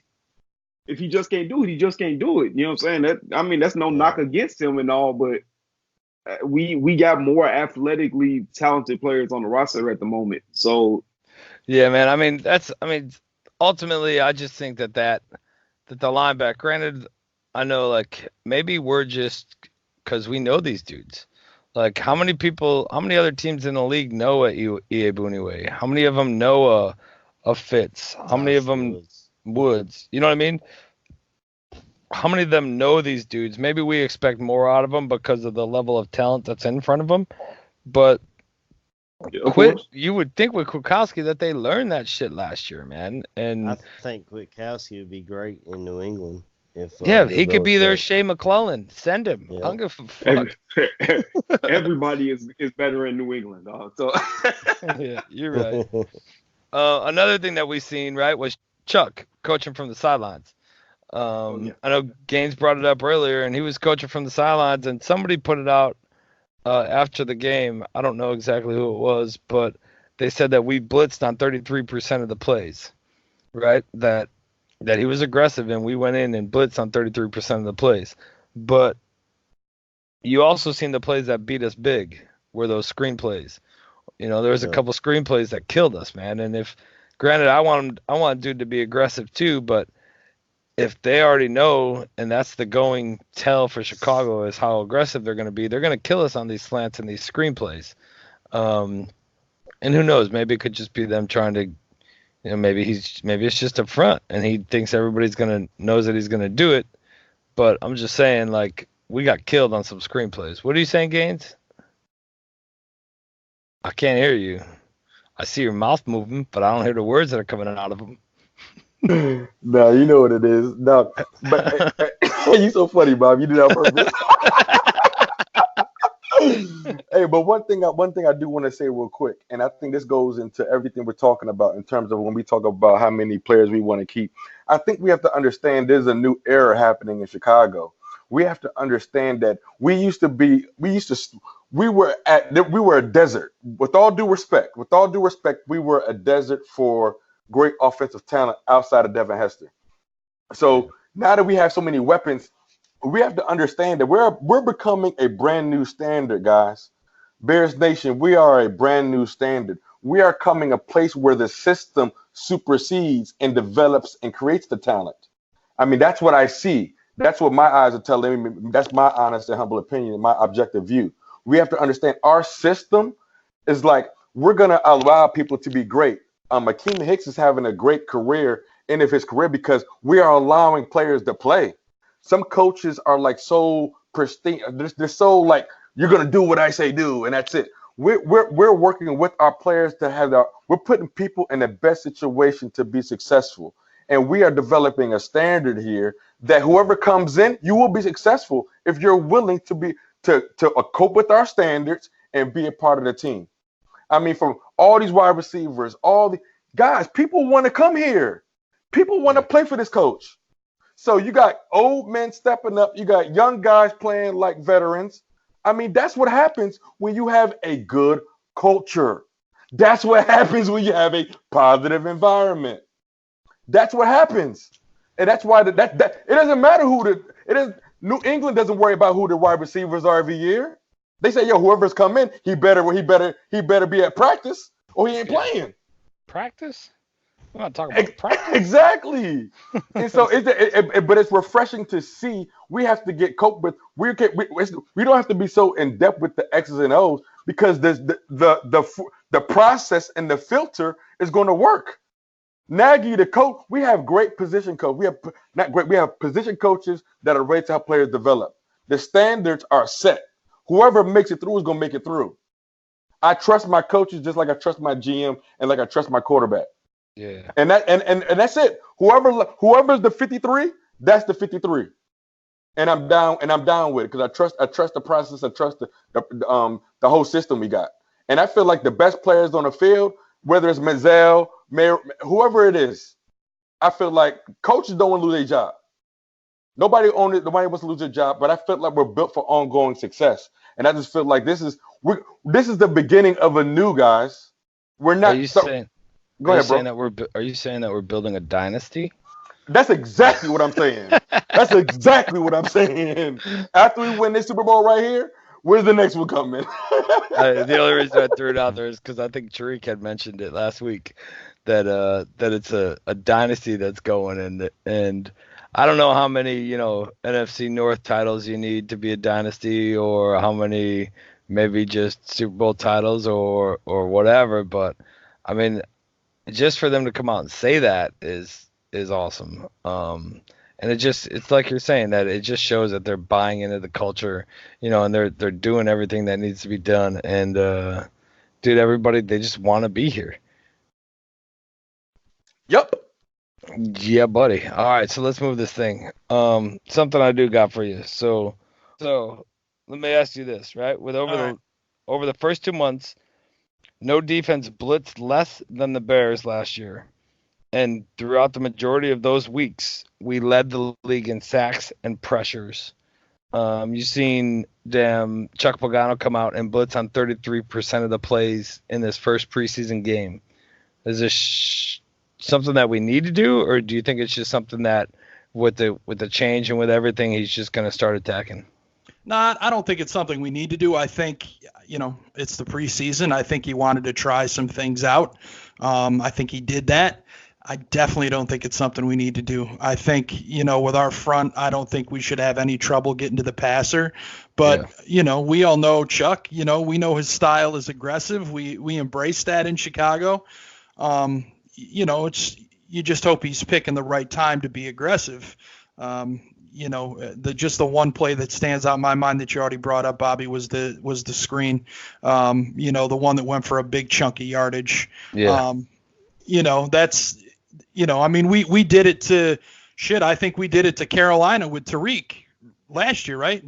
Was that last year? Or, I can't remember at this point, but, I do see him being more aggressive, but I don't see him being overly aggressive, especially when you've got Khalil Mack, Akeem Hicks, Bilal Nichols, Eddie Goldman, Leonard Floyd.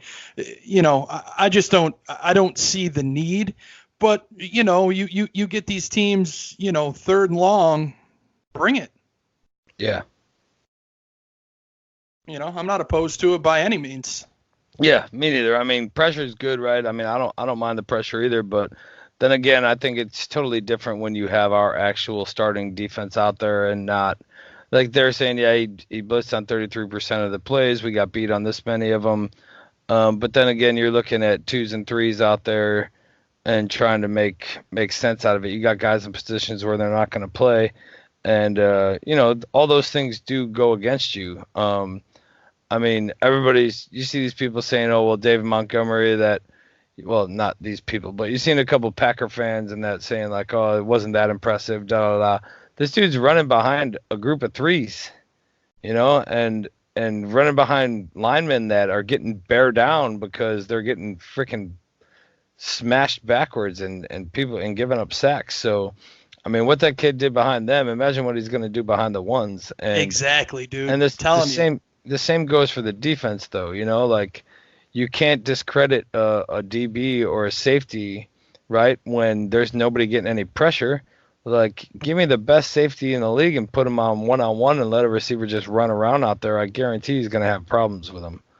But all in all, I think the defense looked good. I mean, there was dudes going around and getting put in places where they're not normally at, and I think they look good, but I think it also looked like a preseason, just kind of scrambled defense of, hey, let's try this, let's do that. And we know that our beasts weren't in there the whole time. So I don't think it's a game where they don't give a shit about the preseason like everybody else does.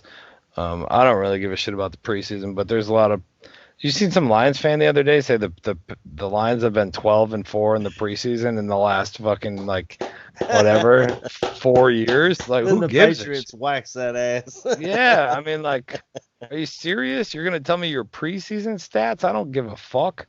Like, it's about making your 53. Preseason Super Bowl champs, baby. Yeah, dude. All the Preseason preseason is Super Bowl champ. all the preseason is a job interview for those who need it, and those who don't need it, you'll see them come out and just kind of get the feel, get everything going, get their warm ups in, and it's not a job interview for them because they already got the fucking job. It's a job interview for everybody else. It's getting some of these rookies in there to go up against no shit NFL talent. And granted, if that dude's second string or third string, he's still NFL talent. And they're going up against him, getting game speed, getting the jitters and all that out. Another thing, so one thing that I did think that we were hurting in, and I'll come over to UAC, special teams, man. I thought our special teams kind of took a beating. I think they gave up some plays, they gave up some big penalties, and I think they took a beating, man. Chris Tabor, I seen him at camp out there showing, literally stopping special teams plays and telling dudes that they were doing things the wrong way and to like do this, do that, or do it again. This is what I wanted to see, not that. And I don't know, man. What do you think about special teams and what they showed in the preseason game? Man, Bears special teams, it hurts, man.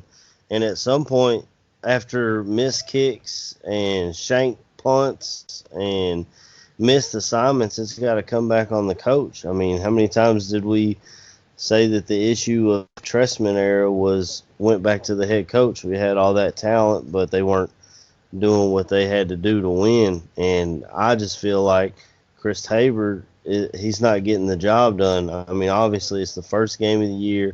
People are rusty and their jitters are high and all that stuff. But I mean, after a while, it's got to come back on him, and he's got to be held accountable for the Bears special teams woes. Yeah, I think so too, man. But then again, like, so one side of me wants to be like, yeah, he needs to be held accountable for this, right? But then the other side of me is like, we're throwing dudes out there and trying to see if they can make this roster in a special team spot. And maybe it's not the caliber or whatever of guy, and maybe we're just trying to see where people fit and where they don't. So if the special teams like this continue into the season, then I think obviously there's an issue and we got a problem. But I mean, you guys seen Montgomery chase a dude down on special teams. You think he's going to be out there on special teams in the season? That would have went for 6. There's no way that thing would have been returned all the way. So, I mean, either way, I think that they are kind of struggling to put the pieces together on special teams because we're not really sure who we have and what we got going right now. What do you think, Badge? To me, I said it on the end of season Barfly Tailgate show last year. Chris Tabor's a problem. Where's he had success? You know what I mean? Like he hasn't at all. I mean, they had to bring in a kicking specialist. Not that I really have a problem with that, but I'm kind of on the side with AC here. Yes, I get it. It's guys that are coming into your team that probably haven't played special teams in a really long time. But at the same time, as the coach, as the teacher to these young men, you've had all off season. I know special teams isn't a huge focus, but I expected a little more. I mean, like you said, Bobby, Dave Montgomery's not going to be on special teams when the season starts, chasing a dude down. Duke Shelley, there was a play where he missed the tackle initially, he jumped up, got up, and was able to bring down the guy on a punt. I have that recorded, and I was like, you hear me say fuck. Yeah. And he misses the tackle. And then I'm following the guy, whoever the Panther was running it, right? And then I literally just watched it. I see him get tackled from behind, and I'm like, shit, was that Duke? Yeah. And I was like, hell yeah. But I didn't want to put it up because, I don't know, it's just kind of shitty. Like, watch Duke miss a tackle and then go get him again. But it's hustle. I mean, and that's great to have on special teams. But I agree. You saw Montgomery chasing the dude on the long run, and Duke was right there as well. Then there was another play where Duke came all the way across the field to make a tackle. So I think the talent is there and the guys are there. He's just got to get them understanding where they're supposed to be. I mean, right on kickoffs, it's all about staying in your lane, you know, and obviously the game has changed in this way in regards to teams not being able to form a wedge anymore, and they're trying to lower the impact rate and so on and so forth. But I really didn't love Tabor when the season ended last year, and for him to have this group come out this first week, I still don't love him. So, you know, I'm hoping I see a change by week 1. I mean, I know, and I'm sure you guys are all going to feel the same way. You know, I was talking to a Packer fan at work, asking him about the return game, and I was like, you know, when's the last time you guys returned a punt or a kickoff or a touchdown? He's like, oh, it's been a long time. And I go, well, shit, if our special teams unit looks as bad as it did last night, you might get one week 1. So, you know, I'm hoping we don't see that. Dude, you know what else was bad though? Our return game was bad. Yeah, I mean, same. Dudes were turning around looking at our return man because the person they were supposed to block blew right past him. Yeah. And I was just sitting there like, wow, like I don't even know who's out there right now. This is ridiculous. Dudes are just getting destroyed. KB and I seen Hall try to return a couple, and it was like there was just dudes, you know, just flying at him, man. Yeah, exactly. He didn't fumble any of those. Yeah, I mean, they were just all over the place, man. So yeah, I think we're all in agreement that our special team. I know we didn't talk about the kicker, and I don't really care to. Fuck it, Fry's winning right now, and we'll go from there. Yep, and special teams need some work. Let's kick this thing around the room one more time before we get out of here. One thing I do want to ask and just get everybody's vote before this Giants game. I'm going to start this thing with the old Gaines report with the DCBearsFan.com shirt on. Shout out to all you DC Bears fans out there. Check them out. Tyler Ellis is part of the DCBearsFan.com page. Damn. All right, Gaines. Preseason starters. Are our starters playing a drive next week, or do you think they're just not playing? No, I think they are. I think some of them. I think there's some that need to. So like more playing time than this week.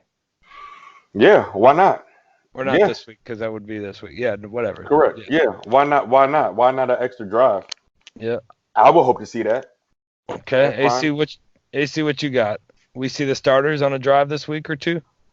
I hope we see them. I'd like to see everybody seeing the Trubisky and Allen Robinson connection in practice. I'd like to see one of them in an actual game. I mean, if I don't see it, I understand it because that's how Nagy goes. But I'd like to see them play a series or two and move the ball and do more than 3 handoffs, to be honest. Yeah.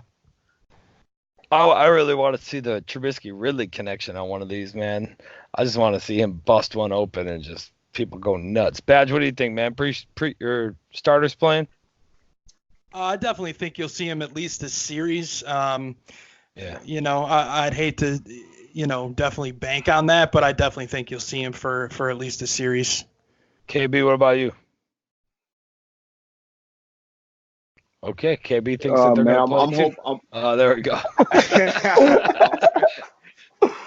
Man, I say a series or two, man. I don't need to see them more than that. Series or two would be nice. You know what I'm saying? I'm all along the lines. I'd love to see maybe a pass or two from Mitch. You know, screen or whatever you want to do. But yeah, man, one or two drives won't kill them.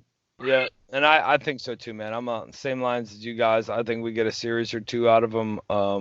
I wouldn't be surprised if we take the ball if we win the toss. Like last week, we won the toss and we deferred, or we kicked. We didn't even defer. We just chose to kick. But either way, damn, I wouldn't be surprised if we take it, start off right, and let's go get a good series in, and then take the dudes out. I don't think that this whole little narrative thing that's going around that they won't throw or that Mitch won't throw, I think that's bullshit. I don't think it's going to happen. You know, and then other changes next week. I mean, we've seen a lot of things go down. We see Pagano. There's going to be changes made. You're going to see guys start losing some playing time, and you're going to see guys that just get, you know, and it sucks to say it because I don't mean to disrespect dudes, but they're just going to get the garbage time. they're going to get the garbage time to get in there and try to prove their worth a little bit. Harry Heastan, he's getting after players. You've seen him in the game getting after players on the sidelines. You've seen him at camp getting after players on the sidelines. I think there's going to be a lot of adjustments, and we look forward to these dudes coming out next week against the Giants and going from there, man, and seeing what's up. You guys got anything else before I sign us out of here? Any shout outs? I'm sure everybody's got shout outs, so let's just do it. Kick this thing off with AC, Aaron Current. What you got, man? I actually got a big shout out. One of my friends down here in Kentucky, he's just started truck driving. He's actually a New England Patriots fan, but I told him about the bar room, and he started listening to us. I was like, you can get informed about a good team down here in Chicago, and maybe you can have a second favorite team or something. So I wanted to give him a shout out for listening to us, and just all the Barflies for all your support. And I've been getting a lot of follows on Twitter lately. People that I have no idea. I follow everybody back, so shout out to anybody who's followed me on Twitter at Aaron Current, Bearded Bears fan.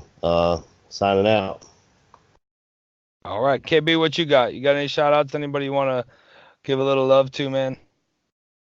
Yeah, man. Shout out to Games, you know what I'm saying, Bearded Bears fan, AC. You know what I'm saying, Badge, man. Shout out to everybody I got to meet in person, man. Greg Braggs, Joey Two Scoops, and the gracious host himself, Aldo Gandia, man. When we were at camp, everybody was so gracious and loving, bro. Like I said, it was like a family that I just met, and I didn't have to feel weird around her and shit like that. You know what I'm saying? So shout out to y'all. Shout out to all the fans and everything, bro. Yeah, for sure, brother. Kick this one over to you, Gaines. What you got? Yeah, man, kind of ditto what KB just said, man. Shout out to all the Barflies, all the Bears fans, everybody in the Bear Den chat room, everybody that earned that type of access, man. My brother's here, man. It was cool, man. KB, you know what was so cool? My dad thought I knew you for like years. My dad thought I knew Aldo and Braggs for years. And that's how that's how dope the bar room is, bro. That when you can meet somebody for the first time and it's like, boom. That's when you know it's just genuinely brotherly love, man. And so I just appreciate everything that we got going on here. Bar room, heading back to the moon. We made a quick pit stop, take care of some business. And now that we got, now that all the, everything is gravy, man, we on the Super Bowl train. And it's going to be an exciting season, man. So just shout out to everybody that got to spend time with. We definitely appreciate everything, bro. Let's rock and roll. Yep, and last one for you there, Mr. Badgley. What you got? Yo, so obviously, I just want a huge shout out to the Barflies. Super excited for everything happening at the bar room. I don't, not because I'm part of the network, but man, Bears Bar Room, there is no other Bears podcast like us out there. I don't care what anybody says. Want there the best. There ain't another show that leaves their damn mic on either and get the kids all crying in the background. Go ahead. You want the best. You come to the best right here, Bears Bar Room. Big shout out to the Barflies, Bears Bar Room family. I got to give a shout out to the ball girl, Jayme Dragani. I can't thank her enough. Somehow Eddie's ball did not get to him. So she has got another one already done up that she's going to ship to me. And Friday, Eddie, if you're listening, I'm coming to New Jersey with that ball to hand it to you in person. So follow Jayme. She's the the underscore ball girl, right? Bobby, did I say that right? Underscore ball underscore girl. Okay, so listen to what Bobby said. Don't listen to what I said. She's kicking ass and taking names, doing what she does, and you'll hear a little snippet from her, or you may have already heard it. Sorry, yeah. I fucked that up. So bear down. So bear down. Bear the fuck down. Hey, so yeah, all right. So mine, we'll kick it around the room, right? Trey Busy, damn KB, damn Badge, of course. Just all the stuff that goes on. Damn, both of you guys, Gaines, and me and Gaines almost met up for camp. I tried to tell him that that camp was on the way to DC, but you know, and then just like the guy, everybody from camp and the game, man, my brother, my sister-in-law, like everybody who dealt with my bullshit when I was there running around. My dad gave me a car to take down, you know, and then just meeting everybody, man. The Sandlets, I've met Chris before, but meeting his son and Greg and Joe and Catherine and Aldo, of course, you know, always the host of the party pretty much, man. And you know, we just had a great time, man. Just walking around interacting with people, everybody who's followed the bar room this week, man, and the Barfly Tailgate show. I mean, it's just been ridiculous, the amount. Jason Harper, shout out to you, man. We were walking past him in camp and he's like, hey, you know, and there was a bunch of that, man. You guys would have loved to see it and just been there for it. But guys are just like, hey, Bears Barroom, what up? And, you know, and you're like, what's up? And just introduce yourself and bullshit. I mean, all these dudes were just awesome, man. And, you know, we had a great time doing it. And, you know, like I said, next year we're going to be the reigning Super Bowl champions. So camp will be even better. Yeah. Yeah, and that's the way it goes. And then, you know, to Shane and Phil and all the guys in the bar room and everybody doing their thing. If you're listening to us, you know, please check out Shy Fans in the stands as well.